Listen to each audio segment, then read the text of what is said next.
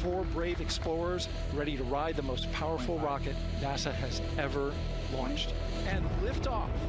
The crew of Artemis 2 now bound for the moon.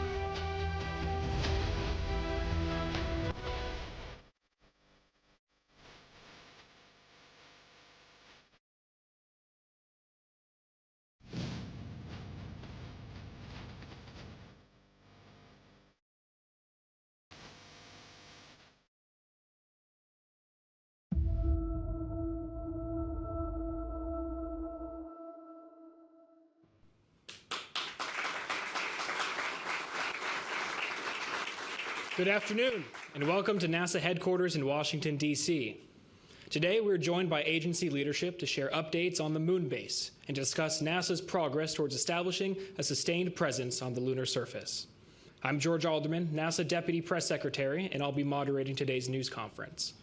I'm joined by NASA Administrator Jared Isaacman, the head of Artemis, Dr. Lori Glaze, and the moon base program manager, Carlos Garcia Galan.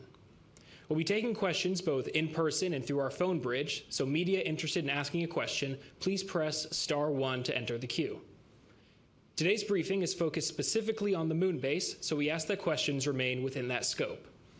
And now we'll begin with opening remarks from our speakers, beginning with Administrator Isaacman.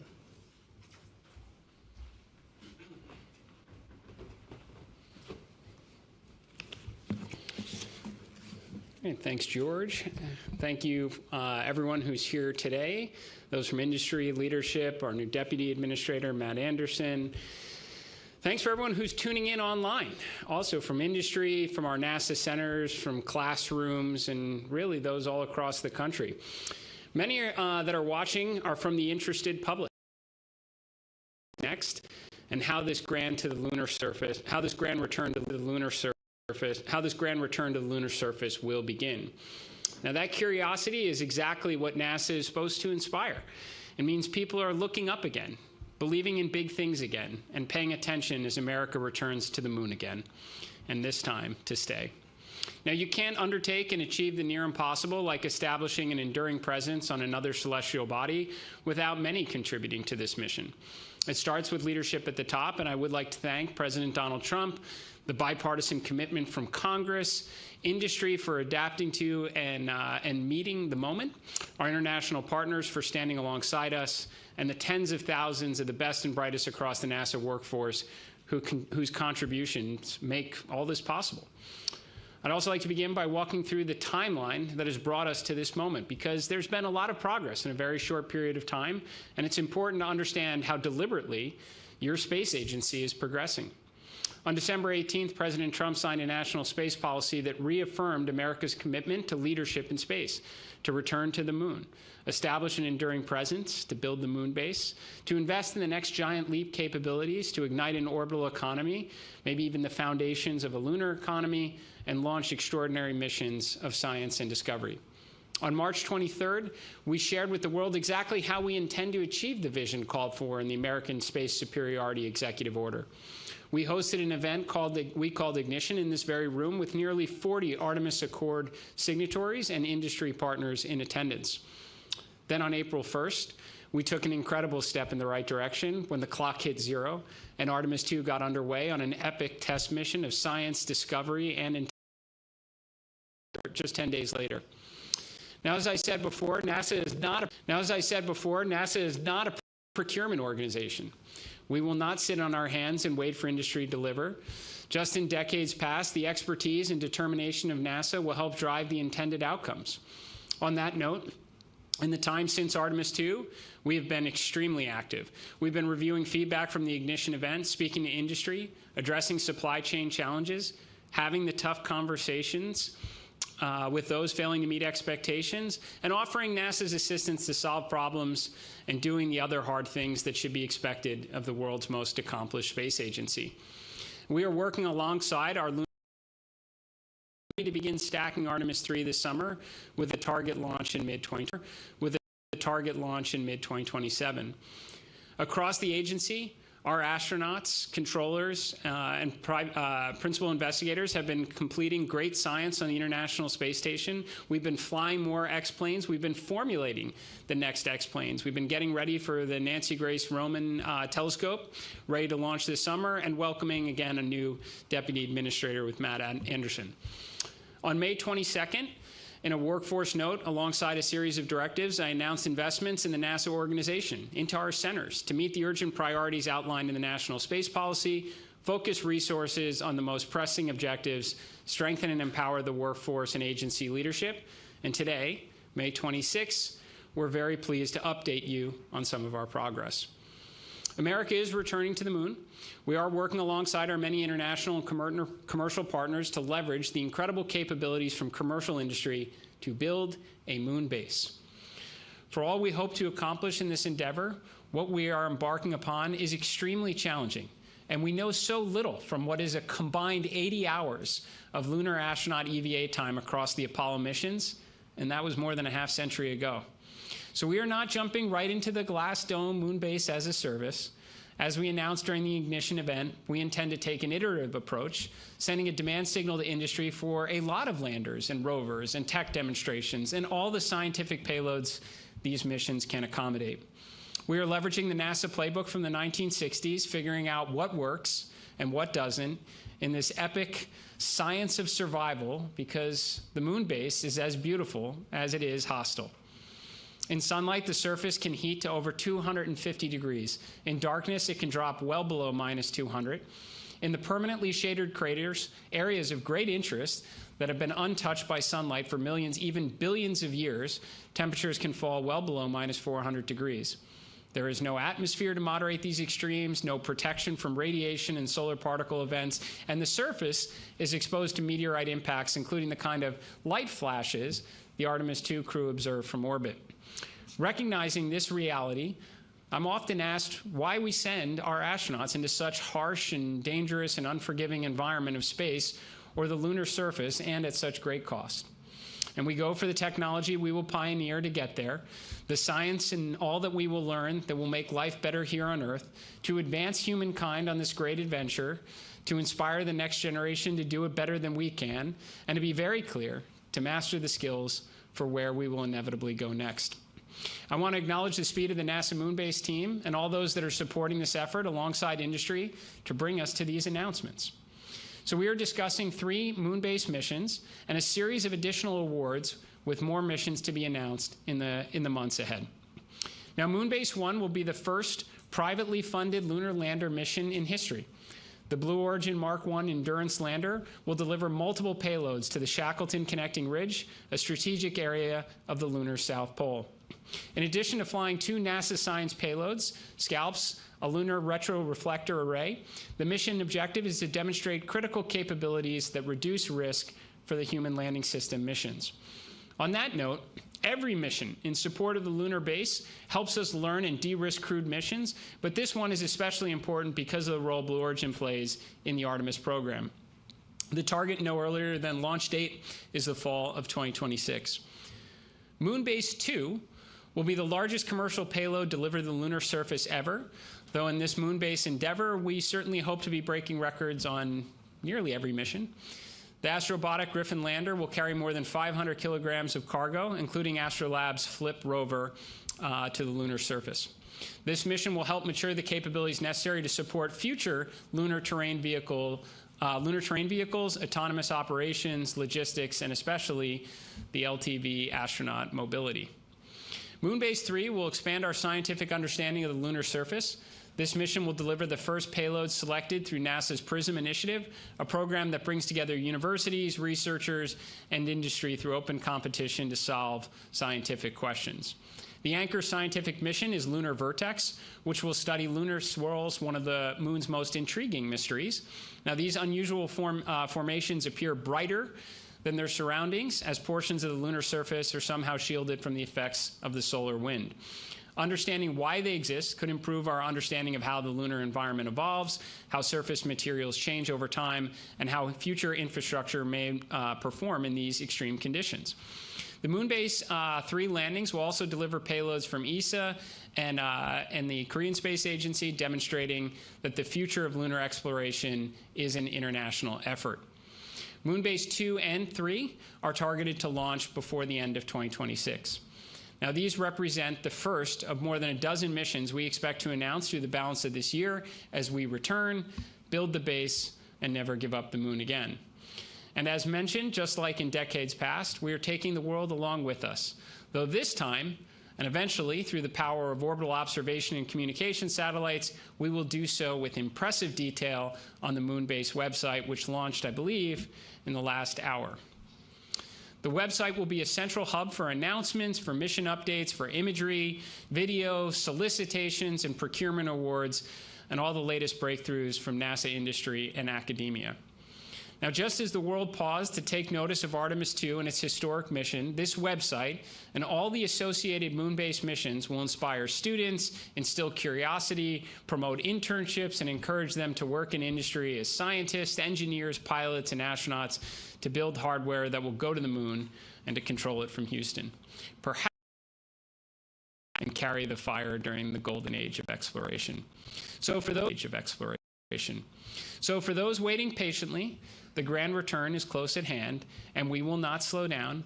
We are moving with the confidence and the purpose to accomplish the missions that only NASA is capable of achieving, and we are really just getting started. And now I'll hand it over to Dr. Lori Glaze.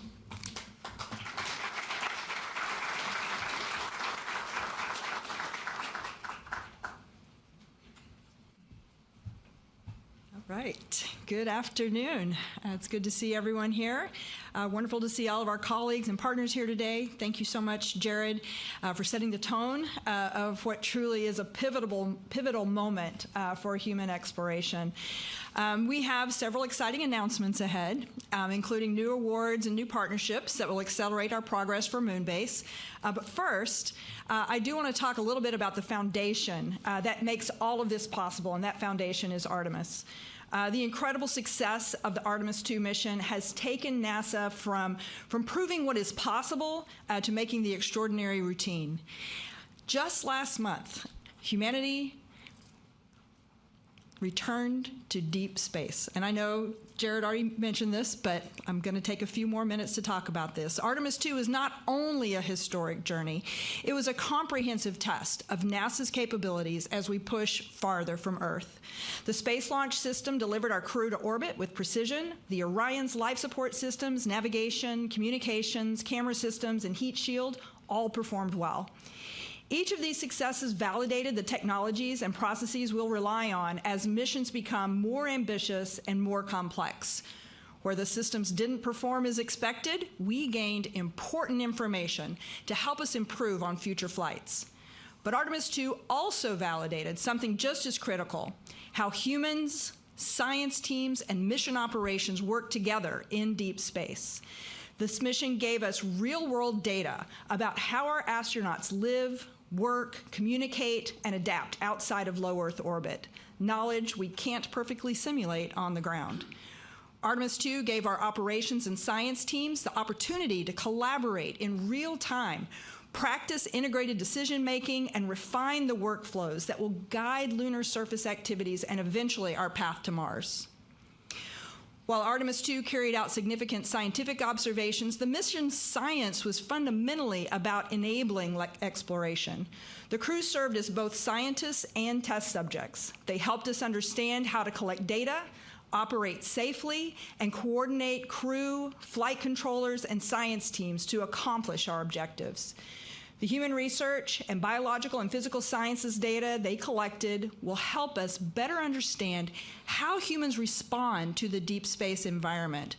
And the stunning imagery and observations they returned of the Earth, of the moon's near side and far side, of impact flashes in the shadow of the lunar eclipse, all were as much about improving our operational readiness as advancing scientific knowledge. These moments remind us why we explore, to inspire, to learn, and to push human presence farther than ever before. The crew captured the iconic Hello World image of Earth from Orion, revealing once again just the beauty and fragility of our home planet. They photographed the moon beyond Orion's solar arrays with Hello Moon, marking the beginning of humanity's return to deep space.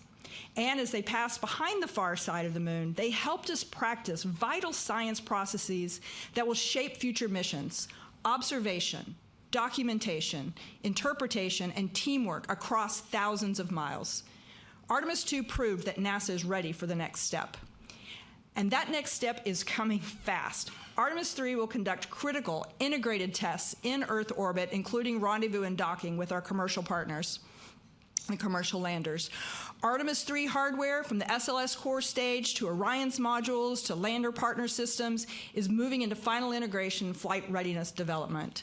And Artemis 4 and 5 hardware is already flowing to the Kennedy Space Center from other centers and partner facilities around the US and the world. We're moving toward the cadence necessary for a sustained deep space program: steady, accelerated, and continuously learning as we prepare to return to the lunar surface. And that then brings us to the future: Moonbase. Moonbase will be home base for our Artemis crews and will encompass long-duration stays, expanded robotic and human capabilities, and an enduring presence on the lunar surface.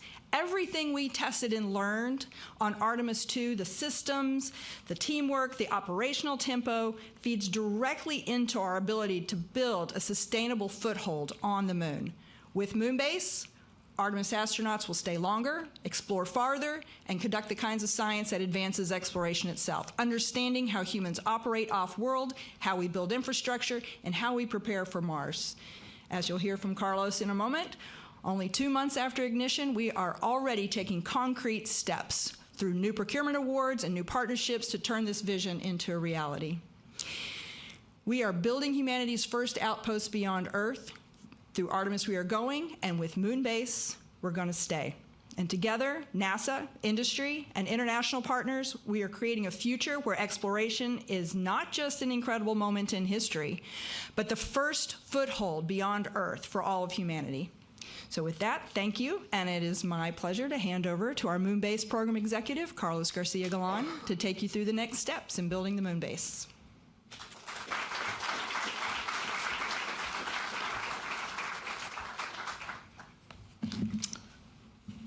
Good afternoon, everybody.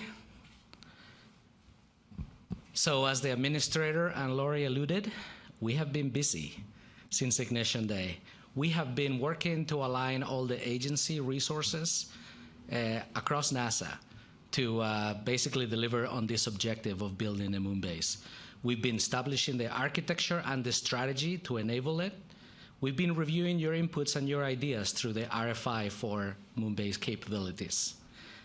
We have been visiting industry and going to centers across NASA to, number one, share the vision and talk about it, get your ideas, and also see what capabilities are out there that we can use as tools to develop this. We have also been working on the solicitations that we projected and broadcasted during Ignition Day, which is what we're going to talk about today. You go to the next chart. I'm going to give you a little bit of an outline of the things that we're going to be doing today. First, we're going to start where we left off, talking a little bit about the phase objectives and the assets that we're going to be talking about and discussing milestones for. Then we're going to talk about key phase 1 milestones with awards for landers and lunar terrain vehicles and moonfall carrier spacecraft. And then we're going to talk about what's in the lunar horizon in the short months ahead. So let's get started. This is a chart that kind of describes the vision that we delivered during Ignition Day. We envision the moon base to be hundreds of square miles with different assets, all building up to the objective of permanent lunar presence on the moon. To get there, we're going to break it up in phases, and phase 1 has already started. From now through 29, we're going to work to make sure that getting to the lunar surface is a high reliability endeavor. many assets we can deliver there. We're also going to test and experiments the science of survival, as the administrator said. We're going to experiment on the things that we know are ahead of us that we're going to need to build the permanent infrastructure, which is happening on phase 2, and then permanent habitation on phase 3. To do this, we're building and working on many different systems, from transportation to mobility, and we've broadcasted a pretty high cadence of missions that will help us to get there. Phase 1, for example, will have 25 launches, 21 landings, and we're planning to deliver about 4 metric tons of cargo to the surface of the moon. And we want to graduate from that to 60 metric tons to 150 by the time we get to phase 3. If you go to the next chart, when you think about the lunar surface and the endeavor of building a moon base, it's going to be extremely hard. And it dawns on us every day how little we know of the lunar surface. We did the Apollo program, we've had lunar probe, we've had spacecraft, robotic spacecraft that have gone back to the moon, but we have explored very little. So we envision multiple assets, those 21 landings, is to deploy many types of assets in different areas where we have objectives for science, or we think it's a good place to develop the moon base. We're going to have landers, small and medium class. We're going to have constellations of satellites that will enable communication, navigation, pointing, observation. We're going to have rovers and LTVs, and also we're going to have drones. So, to talk about all of those assets, we're ready to make the first major award. And that is, something we advertised during Ignition Day, is for the LTV delivery landers. Through CLIPS program, we requested task plans for delivery of one or multiple 1 metric ton class NASA payloads to the South Pole region. In the base period of that task order, we'll basically ask the vendors to finalize the mission design, integrate and develop the integration plans, execute long lead hardware procurements, design and test the payloads, and demonstrate the compliance of the payload delivery system to the surface. Then in subsequent options, if everything goes well, they will build the lander spacecraft. So, the long-awaited moment for the delivery of all the LTV awards that we're going to announce today, NASA has selected Blue Origin.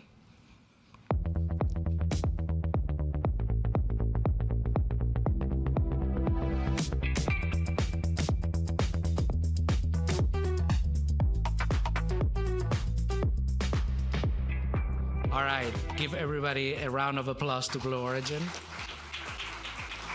Congratulations.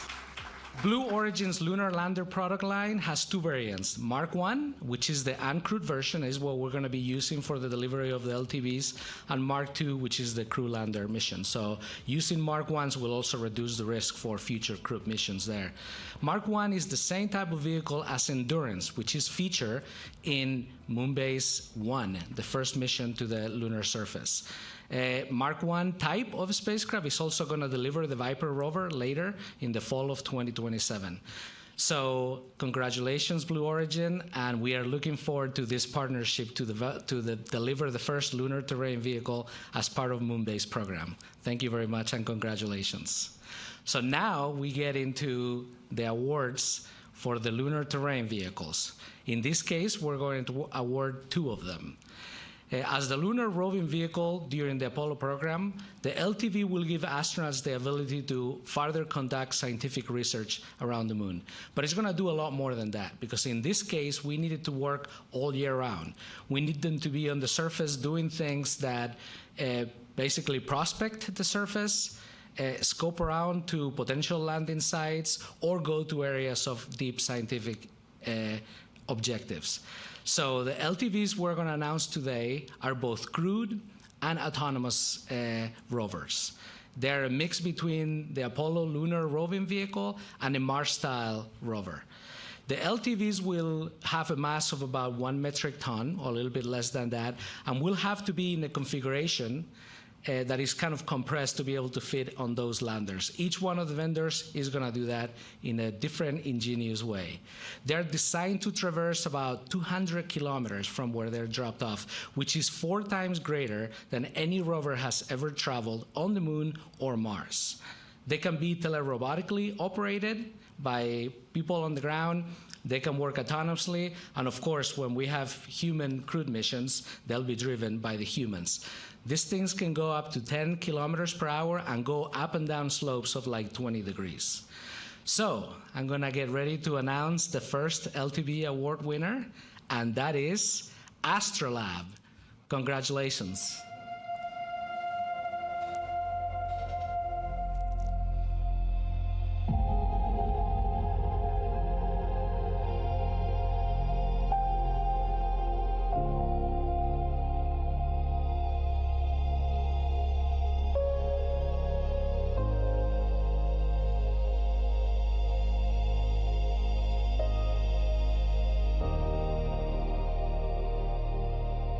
Astrolab has adapted its Flex rover architecture to deploy the Crew Lunar Vehicle #1. So give him a round of applause. Congratulations.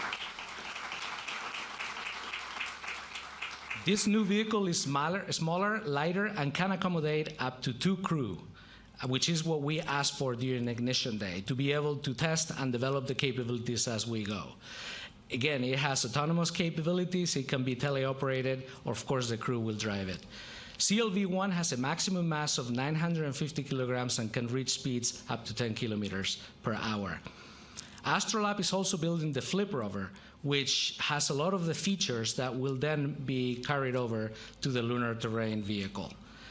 Astrolab is using subs like Odyssey Space Research, Axiom Space, and Interloon as the subcontractors for that.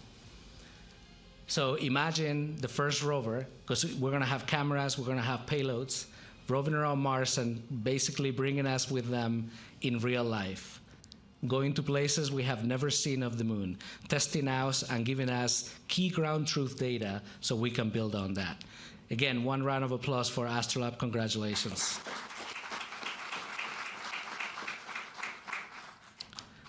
The second LTV provider, which I'm going to announce now, is Lunar Outpost.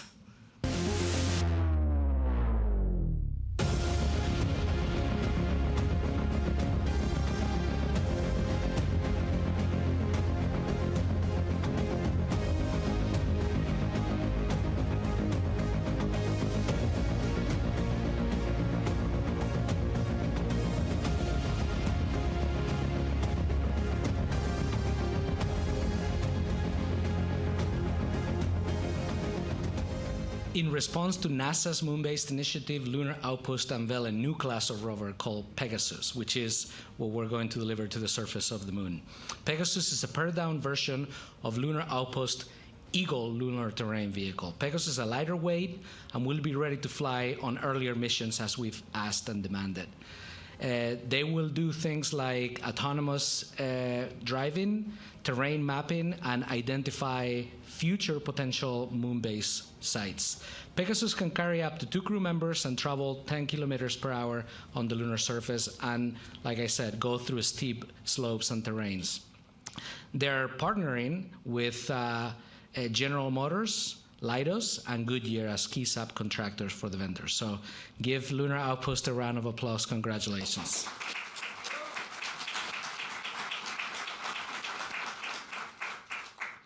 These awards are incredibly important to the next steps of phase 1, because we have to be able to move around the surface and start looking and gaining the knowledge we need to build up on the moon base. Part of that also is Moonfall, which is the lunar drones that we advertised during Ignition Day. Moonfall is the first lunar drone capability that we're going to have, and it's going to accomplish different objectives. The first is demonstrate the technology. It is going to be the first robotic mobile platform with the range to quickly explore sites interesting at the lunar South Pole. Like the administrator discussed earlier, the variances in lighting, thermal gradients are range of like 1 meter dedicated information on the different areas we want to go to. So in that 1 meter, if we're wrong, or if we're off a little bit, those ranges of 400 or 500 degrees in temperature can be a key aspect that we need to overcome. So these drones will allow us to go, cover a broader range of areas that we prospect and get that ground truth. It can demonstrate the ability to take off and land in multiple locations with precision under South Pole lighting conditions and terrain features. Also, it will utilize available electronics so we can develop them quickly and deploy them where we need. One of the key things that we want to put on these drones is survive the night technology. So not only can they accomplish the mission, they can hop, go to multiple locations, but they can also survive the long lunar nights. So when they get sun again, they can serve a permanent objective wherever they ended up at. It could be observation, it could be communications, or something else.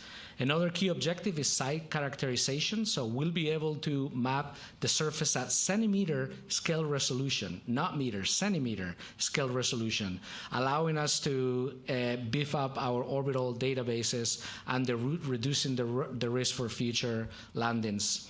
It will prospect for water and ice in the subsurface of the moon. It can go look into the surface of the moon about 1 meter in depth across tens of kilometers. It will also characterize the radiation environment before we send other assets or crews to the surface and provide a geodetic framework for navigation using retroreflectors. Whatever we put these drones, it will provide much more of a capability for precision landing for whatever landing is coming into that area. And then we'll have cameras, of course, on all of them and be able to observe around the territory. The next objective is imaging. So in the picture that you see on the screen, you have the current capability on the right and what we're going to provide on the left. So high-resolution imagery across all mission phases, including the deployment, the landing, and nominal operations of staying in situ or hopping around. It will continue image collection during extended mission, and it will analyze different sites for unprecedented detail and basically allowing us to build our understanding of soil mechanics, the terrain, the lighting conditions in situ of wherever we want to go. It will help us build a digital terrain map of different landing sites on the moon and prospect moon-based sites. So all of those things are going to be critical for continuing understanding of where we're going. The last part I wanted to talk about that we're hoping to achieve is to establish a moon-based perimeter. With 4 or 3 lunar drones, Moonfall, we're going to be able to basically put them at the corners of the areas where we think we have either key scientific objectives or we want to build up the moon base. And maybe in their final hope, like I said earlier, we can give them a function, potentially be a beacon, provide those retroreflectors to be able to get more precise landing, even be the first lunar cell technology with different instruments and, of course, cameras for observations and, of course, cameras for observation.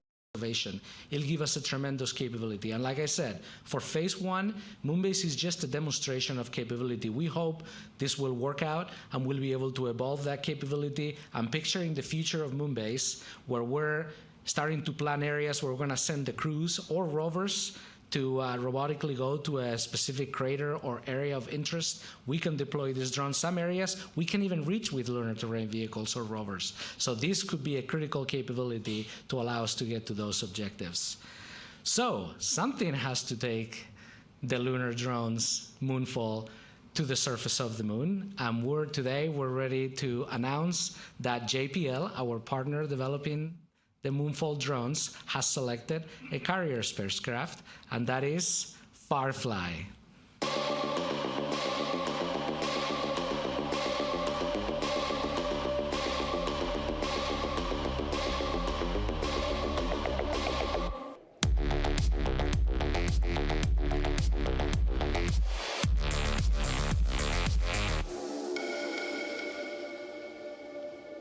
All right, congratulations. Big round of applause for Firefly. So Firefly is going to build a version of its Elytra dark orbital vehicle for this mission.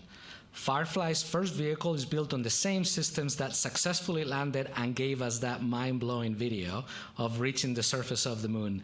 That was the CLPS Blue Ghost mission that flew and successfully landed last year.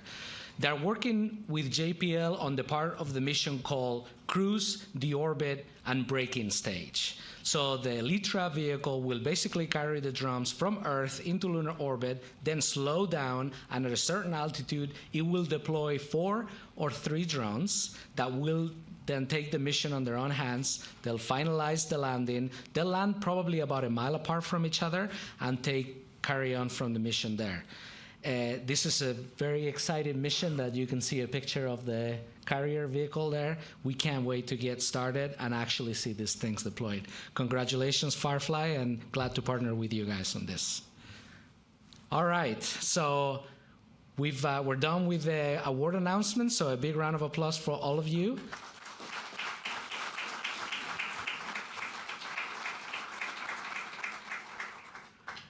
Now gets the hard part, which is delivering on time and having successful missions back to back.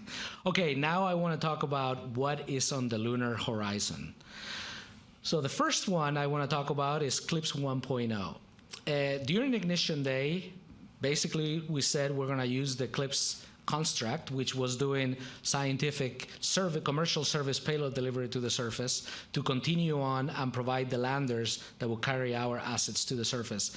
And we declared 2 things. We were going to contract for the LTV delivery service, which we just announced, and we were going to also expand the number of missions to carry payloads, whether scientific or technology demonstrations.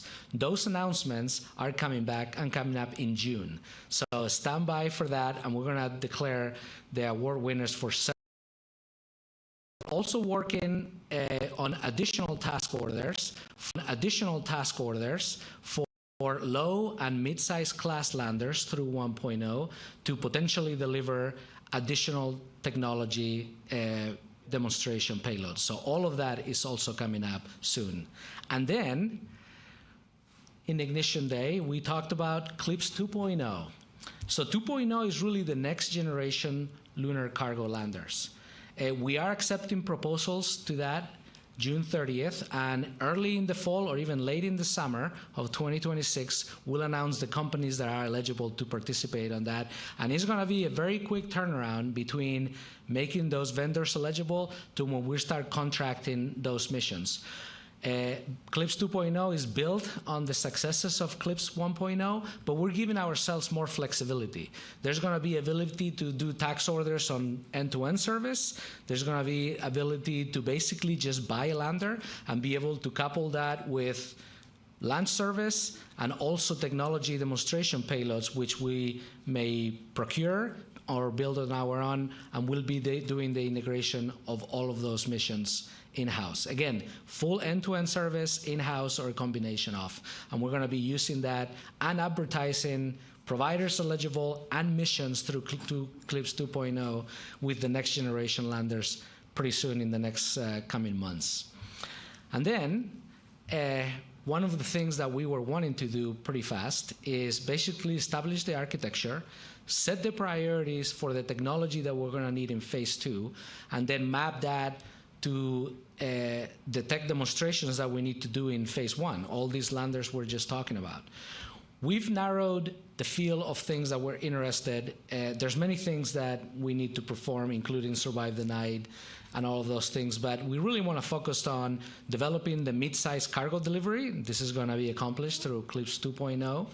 Initial power infrastructure. We're talking about solar and potentially nuclear, also smaller components for surviving the night. We're looking at 2 to 15 kilowatts of power generation, up to 20 kilowatts potentially if it's a nuclear system, and hundreds of kilowatt hours of storage capacity. We're also wanting to explore initial cargo mobility and logistics, which is going to be a huge key element of permanent habitation, and then Pathfinder habitation missions. We have 2 BAAs today across the agency, not just Moonbase, which are soliciting ideas, and we'll be using those to take proposals, not for studies, but actually building hardware. The study is going to be put the thing on the surface, test it out, learn from it, and then actually graduate that to be a permanent part of the architecture. So that work is going on now. Okay, that was a lot. So this wraps up the first Moonbase status, where in just 2 months, we've covered awards for new landers, lunar terrain vehicles, and moonfall carrier spacecraft. Soon, we will be statusing progress on the additional landers. Like I said, we'll also be going to be talking about international partner contribution agreements, which we're actively working on.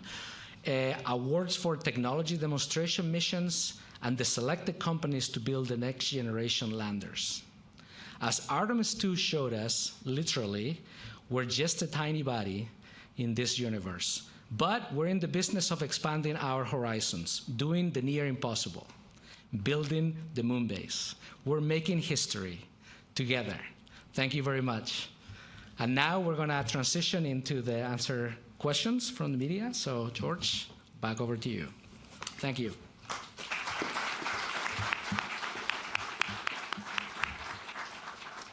Thank you, Carlos, and thank you all. As you can see on stage now, we're joined by models of the landers and vehicles from Blue Origin, Astrolab, Lunar Outpost, and Firefly. We'll now start taking questions from the media. We'll start in the room, and if you're joining us via the phone bridge, please press *1 to enter the queue. We also have in attendance today subject matter experts who will help answer some of our questions, but please direct your questions to our speakers that are on stage. As a reminder, today's briefing is focused specifically on the moon base, so please keep your questions within that scope. And please ask one question so we can get to as many of you as possible. We'll circle back if we have time. We'll now take our first question.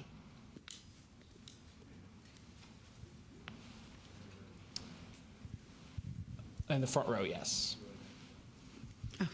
You want to hold it? Okay.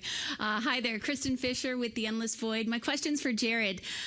Jared, China has said that it's studying lava tubes as potential sites for future bases. They just put about 28 taikonauts through cave training for about a month.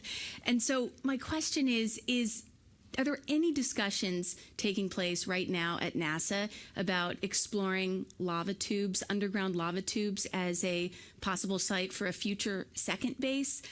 Or is everything focused squarely on the moon's south pole? Thanks. Well, I would say that we are very focused on the first moon base, but in these conversations, we do discuss that we are aspiring to have a lot of outposts on the lunar surface. And I think cave exploration has been part of, at various times, our own astronaut program training as well. So we certainly see value in that environment. I don't know if you'd like to add anything, Lori. Yeah, I mean, I think you hit on it there. We have actually done a lot of work in the past at looking at caves for being able to protect crew, human crew, from radiation, the harsh radiation environment. So certainly there's been a lot of research there, and certainly something that could be part of, as you said, as we start to expand our reach, could be part of that. Yes, in the white. Thank you so much for this briefing. Lenka White with RIA Novosti. It's very interesting. I was curious on international cooperation. Let's say there would be a moon base 4. Are there any talks about possibly cooperating with international partners on ISS-style cooperation on the moon with partners like Roscosmos and others? Thank you so much. So we are having a lot of conversations with our international partners. I don't know that this is going to be quite in the ISS style. This may be a little different. We're having a lot of individual conversations with various international partners about the types of missions we could collaborate on, where they're either providing payloads or they're providing a capability that we'll work with them on. So there's a lot of that discussion ongoing right now. I think there's a lot of excitement with the international community about different ways they can participate and collaborate with NASA on these various missions, from small-scale payloads all the way up through very large systems like the pressurized rover or habitats. So we've got a pretty broad range of conversations ongoing. Yeah, we'll be statusing you on that in upcoming moon-based status mission. It's status briefings. This will be second row in the suit. Oh, of course. Thank you for taking my question. Sergei Motov with the Russian TASS News Agency. My question is for Administrator Isaacman. So to follow up on international cooperation, do you expect to discuss lunar exploration during your upcoming visit to Baikonur this summer? And just as a follow-up, do you also expect to discuss the integrated crew flights and extending the agreement with Russia? I would say whenever I've had my discussions with Director General Brakhanov, we usually give updates on our respective space programs and progress. So I fully expect we'll be discussing the International Space Station and what that continued cooperation will look like through the remaining life of Space Station. And I am sure we will also discuss generally what NASA has planned for our lunar missions on the horizon. In our last conversation, the Director General was very kind to discuss the Artemis 2, so I'm sure it'll be a topic again. Our next question will come from the phone bridge from Marcia Dunn with the AP. Yes, hi. Probably for you, Carlos. When people think of a moon base, they think about people living there full time. And what do you envision? When do you envision that happening, where visiting lunar astronauts are not just going to be camping out in their capsules for a week or so, but when do you think that there will be a real base with habitats, and when might that happen, and how long might their stays be, and how many astronauts do you envision on the surface at any one time? Just paint me a picture of the future. Thank you. Okay, sounds good. So in the three phases we've described, we hope to have some sort of habitation capability in phase 2 with the pressurized rover. That will be where the astronauts can land on their human-rated lander, hop on the pressurized rover and basically work and explore the moon on a short-lived environment, and then from there go to different locations where they can get out of the pressurized rover, perhaps hop onto a lunar terrain vehicle, and even go farther with EVA suits. In phase 2, we'll be building permanent infrastructure, including laying out a power grid and things like that, all building up to what it takes to do permanent habitation. Permanent habitation is not just about the asset, but it's about the whole train of logistics that we would need to have set up in place to enable that. So I think we'll go from this short duration missions to longer stays using some of these assets to basically long-term flights, not potentially permanent, but with crews coming to the surface twice a year, we can expand the time that they can expend there before they come back home. And then eventually, when we've matched the assets, habitation modules, with the logistics and all the things to move the logistics around, then we'll be able to say, hey, we're permanently here and we're not giving it up. Next question will come from Eric Berger with Ars Technica via the phone bridge. Hi, thanks very much for doing this. This is a question for Jared or Carlos, I think. So Carlos referenced the moon-based perimeter, and I'm just curious, having looked at the Artemis Accords, is this a safety zone you're trying to create? And are these areas basically where non-Artemis Accord signatories, should keep out of? Thanks. I think it's important for us to get there first, and I mean when I say that, meaning let's get there and actually achieve what we're intending to do with these hopper drones. It is a first of its kind, which is why JPL is tackling this.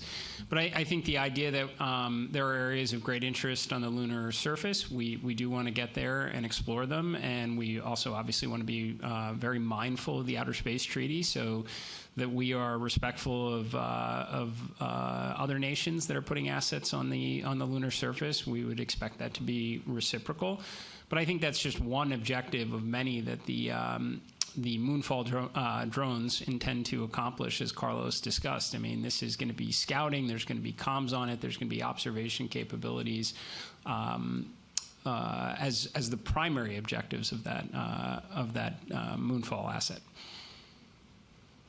Our next question will be from Will Robinson Smith with Spaceflight Now via the phone bridge. Hi, everyone, for taking the time to speak with us. Question for Carlos, I suppose. With the LTVs that were announced from Lunar Outpost and from Astrolab, about how far is the driving range of those? And I ask because I imagine while it's still being examined, the amount of ejecta that's going to be kicked up by either Starship or Blue Moon Mark II is going to be quite dramatic. And so I would assume that the LTVs can't be placed too close to future Artemis landing sites. So how far apart are these assets going to be placed? And are you expecting them to sort of go to and from future Artemis crewed landing sites? Is that the plan? Thanks. Yeah, good question. So I'm going to actually bring in some of our Moonbase team experts, starting with the Acting Director for Surface Mobility, Robert Pickle. And by the way, I'll just introduce them all for future questions. We have Najib Meransi, she's the Chief Architect of Moonbase, and Ryan Stephan, who is the Acting Director for Cargo Lander. So Robert, take it away. Yeah, sure. Great question. So protecting for PSI, we plan to keep the LTVs approximately 2 kilometers away when the landers land. And they'll traverse in, be able to pick up the crew, and then do missions up to like 10 kilometers during the crewed period, and then uncrewed, like Carlos said, total of like 400 kilometers throughout the lifetime. Thank you.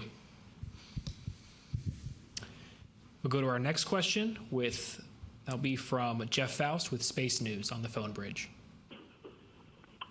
Good afternoon. What is the dollar value of the various awards you announced this afternoon to Blue Origin, Astrolab, Lunar Outpost, and Firefly? Thank you. All right, good question. Also, is delivery of the LTVs, and we'll go to Robert for the actual LTV awards. Yeah, I don't want to do math real time, but each individual award to Blue Origin was $234 million per mission, so 234 times 2.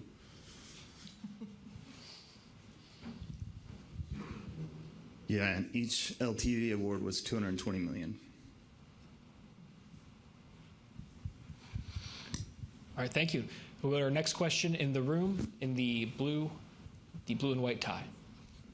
Hunter Ryerson from Pirate Wires. For Administrator Isaacman, NASA's made developing the orbital economy a major priority, and as well, an interplanetary civilization doesn't get built by one government alone. How do NASA's moon-based plans contribute to the achievement of these goals? And further, how does Moonbase support future missions to Mars? Great question. So first, I think, as I've said many times, it's extremely important to ignite an orbital and ideally a lunar economy. I don't believe that we are going to, have that true kind of spacefaring world we may have imagined as children reading science fiction books if it's perpetually funded by taxpayers. So it is vitally important that we figure out what, generates value either in the unique environment of microgravity or on the lunar surface in excess of the cost that it takes to go into it. I don't have any great answers for you other than we are sending a demand signal that hopefully will reveal it. I've said many times we can't force a lunar economy into existence. I suspect in the years, decades ahead, as we build and operate what's hopefully multiple, let's just say, lunar outposts, that we will uncover something along the way. Having a good, a lunar economy developing would be a nice capability out of all this to realize. But I've said many times, like we could put a demand signal out for, 50, 100 landers like we're procuring today. I couldn't tell you who's going to buy the 51st or the 101st someday if it's other than NASA, but this is at least a step in the right direction. Now, to your point on how does this help us get to Mars, look, to be very clear, that is the primary objective out of this. As I mentioned during my remarks, there's a lot of great things that will come from having a outpost on the moon.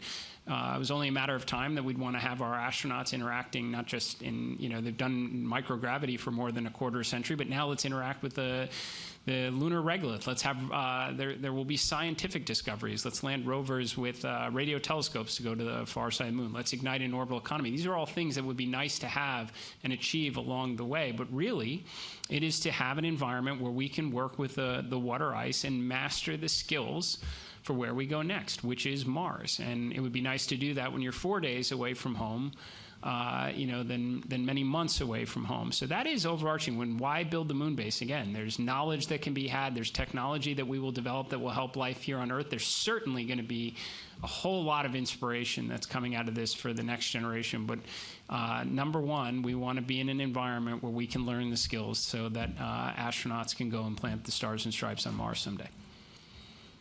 Take another question from in the room, in the front row up there in the black. You got it. Sorry, Sid. Hi, Audrey Decker from Politico. Thanks for doing this. Quick funding question for the administrator. When can NASA start using the gateway funds that were passed in the reconciliation package last year for the moon base, or do you need any congressional approval through a re-auth bill or a PROPS to start using those? And then more broadly, could NASA provide any more specifics about how it plans to fit all of this into the budget and the increased CLIPS missions? Thanks so much. Sure. Well, I think just as I mentioned during the various budget hearings I attended, in order to achieve the ignition objectives, it's important to look at all of the funding sources. So we obviously have the $10 billion plus up from the Working Family Tax Cut Act. We have the FY26 appropriations, and then we have the 2027 President's budget request, which we believe is more than adequate to meet our exploration goals. In fact, a large portion of the $10 billion was in exploration. And in terms of congressional notification, I'd say generally I think should be pretty apparent there's strong bipartisan support around a moon base. I see pretty regularly congressional leaders coming out and interacting and retweeting with our commentary on it. I think they're all excited for American astronauts and eventually our allies to be on the lunar surface itself as opposed to orbiting above it. And as I mentioned, we've already provided now the notification to Congress as expected for any of the organizational or funding line mechanics that need to be addressed. Our next question will come from the phone from Ken Chang with the New York Times. Hi, thank you. I guess this is for Jared or Carlos. When is the timing for landing the LTVs, and how does it fit in with the Artemis schedules? Before Artemis 4, between Artemis 4 and Artemis 5, or later? Thank you. So certainly we want to have a LTV. We picked both of them in the crewed version of that, even though we can operate them robotically, before the Artemis 4 mission. And we'll certainly try to line it up so that crew has an LTV to go explore around. So it's absolutely an objective.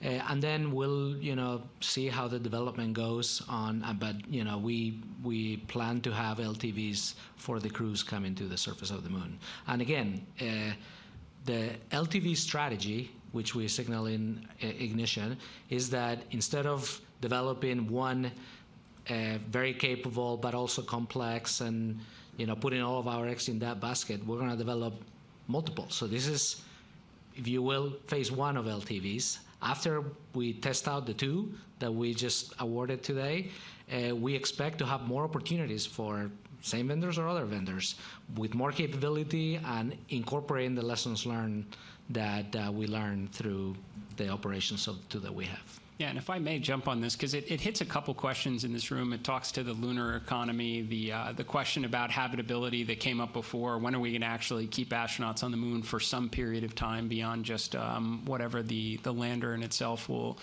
support? We are digging up the playbook or dusting off the playbook from the 1960s here at NASA. Like, we are going to get back to this iterative approach of learning. We haven't been on the moon in a very long time. I have no doubt we are going to learn an awful lot from the first couple lunar terrain vehicles, and rather get a few of them on the moon as soon as we possibly can, alongside the first crewed missions, so we can get astronauts interacting with a rover again for the first time in again, more than a half century. And I have no doubt they'll come back and give us feedback that will inform some of the phase 2 LTV awards, where we'll progressively add more capability from things we learn from autonomous functions. You're doing the same thing when it gets to habitability, right? I think Clearly, as Carlos mentioned, we were probably going down the path of one extremely exquisite, all-encompassing rover before. That doesn't help stimulate a lunar economy at all. That becomes an all-or-nothing event, nor is it just the right thing to do to learn to get to what should be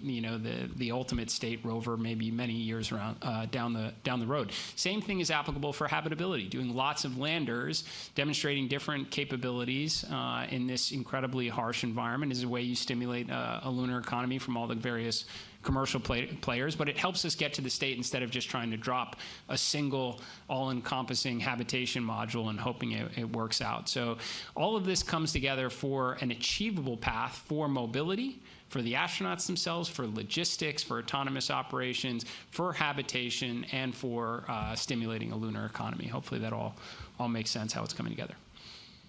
Our next question will come from the phone bridge from Irene Klotz with Aviation Week. Thank you. In addition to the time frame of the LTVs, what's the time frame for the JPL Moonfall mission? And I was wondering if the scope or the funding for the newly renamed Moonbase 1 through 3 missions has changed from when those were originally awarded under CLIPS. Thanks. Okay, I'll take that, and I'm going to ask Najud also jump in if you want to add anything to what I'm going to say. So, first of all, the first Moonbase missions that we've declared, what we already had on contract, we're doing things a little bit differently with those. We want to make sure that the reliability is there, and we're putting all the resources of NASA, including test facilities if they need them, in play here. So we're not necessarily changing the timeline because we already had a contract with them on when that was going to happen, but we're basically putting all of our assets in play, including experts, facilities, know-how, whatever it takes to make them successfully before they get to fly and when they're flying. So Moonfall is also something that it's a phase 1 asset, so by 28. We're still doing some trades on number of, it's going to be 3 or 4, and what's the pluses or minuses of that. And then I'm going to turn it over to Najud to kind of add on, why that and how these missions maybe interplay with each other. Yes, a lot of the priority for the Moonfall early on is to get them in the locations to do the reconnaissance on the important locations where we want to deploy the rovers, the science, the power systems that will follow. So being able to integrate all these missions across time and adapt the learnings from them is very important as we establish the architecture for Moonbase. And our next question will be from in the room. There in the back in the third row. Hi, I'm Dan Vergano with Scientific American. I'm wondering if there's any update, maybe this is for Lori, on the timing for picking the Artemis 3 landers. There's a lot of Blue Origin landers today. When do you have to make that decision for that Artemis 3 mission that Jared said is a year from now, mid-27? Yeah, we're already moving forward pretty strongly with both Blue Origin and SpaceX on their lander concepts. So we're already moving in that direction with both of them. There's a lot of trade studies ongoing right now just to make sure we've got the mission designs right and the right objectives for those, but we're already moving out. It will be the version that Blue Origin is working on for that mission, yes. Next question in the front row there. Thank you. Hi, my name is Jack Gordon. My question is for everybody, I guess mainly for Jared. I'm just curious what NASA overall has thought about basically astronaut health on the moon. And as we're building the moon base, obviously the goal is going to be to keep people there much longer than 3 days or 4 days or 5 days. I've seen a lot about the infrastructure for exploration and science. I'm curious, has NASA thought yet about, hygiene and health and how the astronauts can actually live on the moon comfortably? Sure. Well, I can open up and then, pass it over to Dr. Glaze. We obviously give a lot of thought to this. I would say in terms of like the human physiology, keeping people alive for 9 months, or even we've had longer durations on the International Space Station in microgravity is about as tough as it gets. And we've been learning in that environment for 25 years.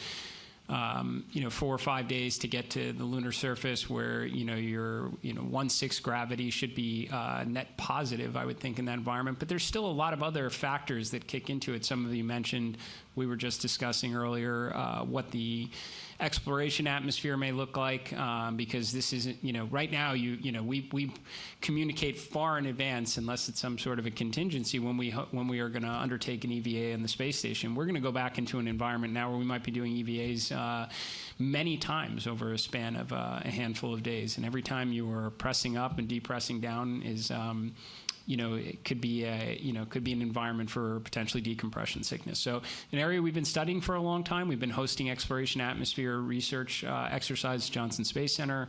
I think that's one example of many that we're giving thought to into this new environment, or an environment we haven't been in a long time, that we're putting our astronauts into. Laurie.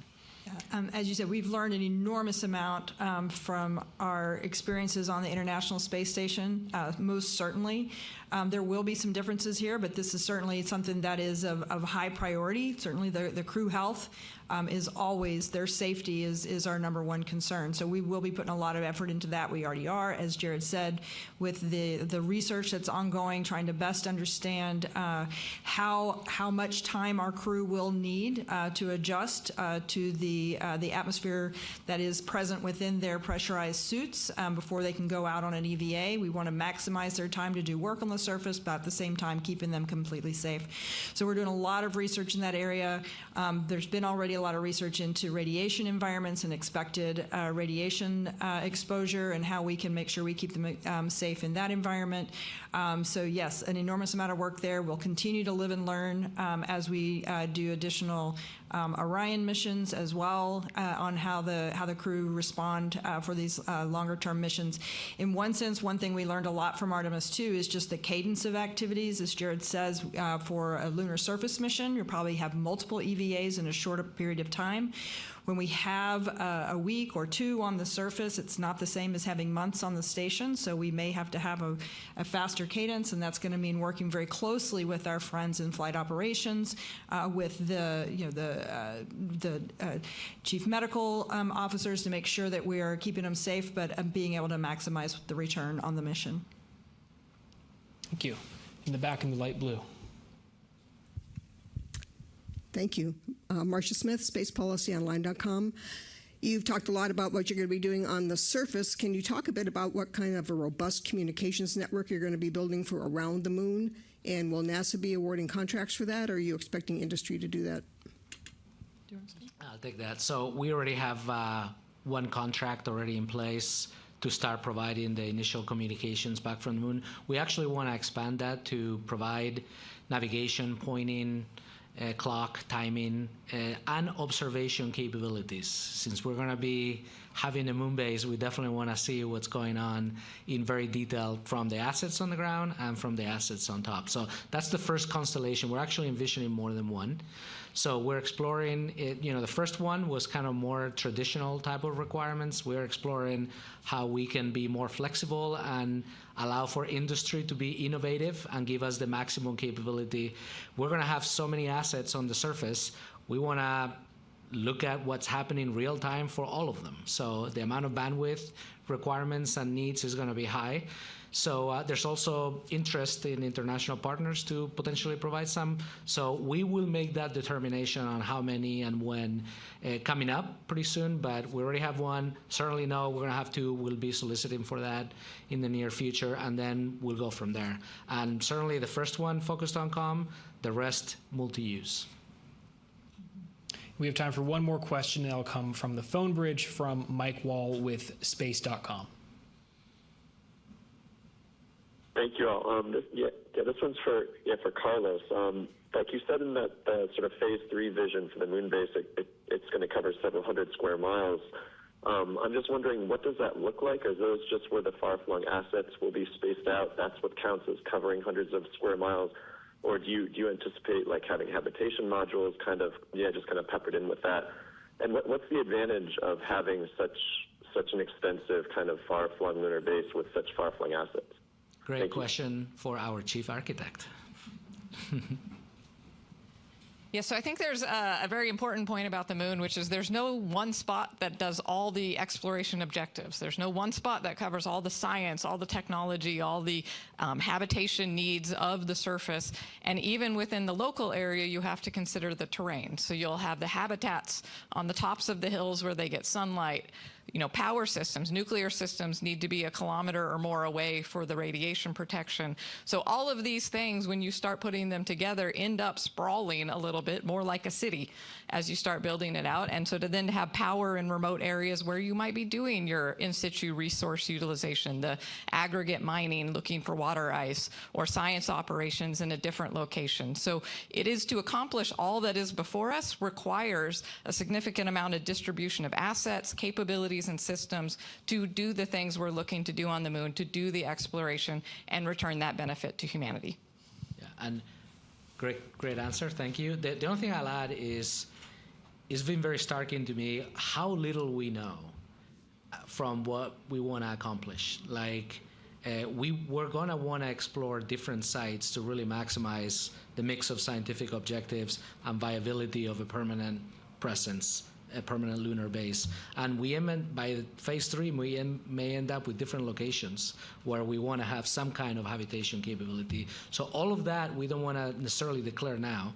We want to learn, we want to experiment, and we're going to build on the knowledge to start establishing the key infrastructure where we think we're going to work.